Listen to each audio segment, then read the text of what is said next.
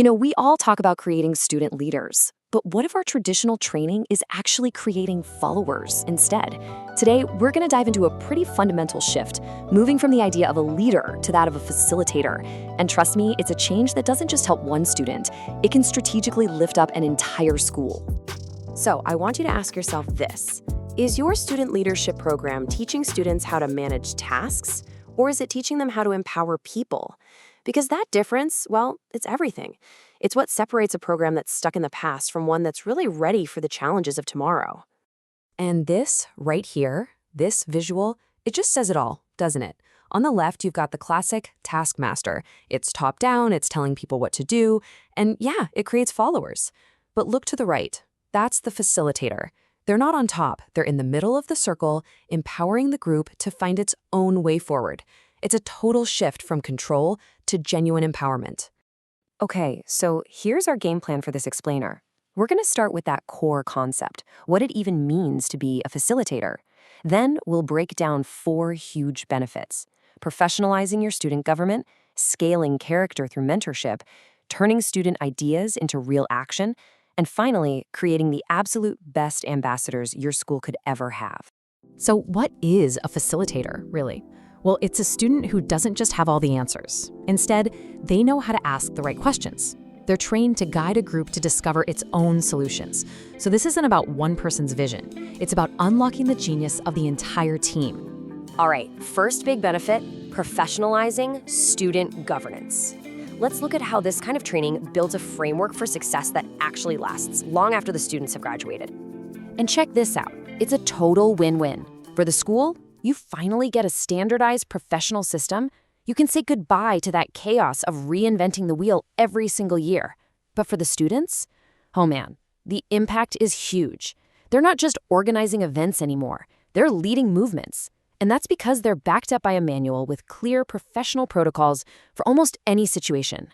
So picture this, a student government meeting is getting really heated over budget cuts.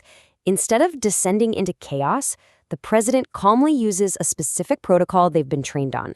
They guide the conversation, help build consensus, and get the group to a successful vote.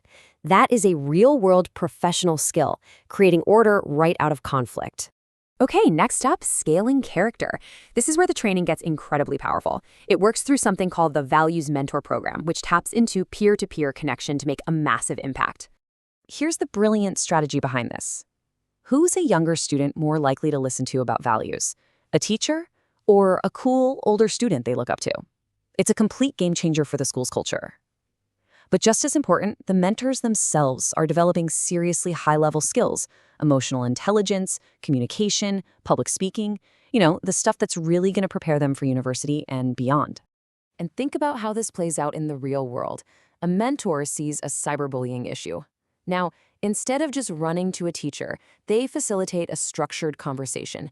They use a specific technique, a circle-sharing activity, to help the younger students actually understand each other's perspectives and resolve the conflict themselves. That's not just solving a problem. That's building real empathy and autonomy. Benefit number 3 is all about true empowerment. This is the point where students stop just complaining about problems and start showing up with data-driven solutions for the people who can actually make a change. And there's a clear professional process they follow. It starts with learning formal project planning. Then they go out and conduct an audit to gather real data. They use that data to build a formal campus improvement plan. And then, and this is the key, they pitch it directly to the school's leadership. And you know what? It works. In one real case, students did what they called a leaky faucet audit. They presented their findings to the school board, and their data showed how a small investment in some new sensors could save the school 15% on its monthly water bill. That's a real, tangible impact. Can you just imagine the confidence that builds? Standing in front of the school's board of directors, presenting a professional proposal you made with data to back it all up? I mean, that's an experience a classroom lecture just cannot replicate.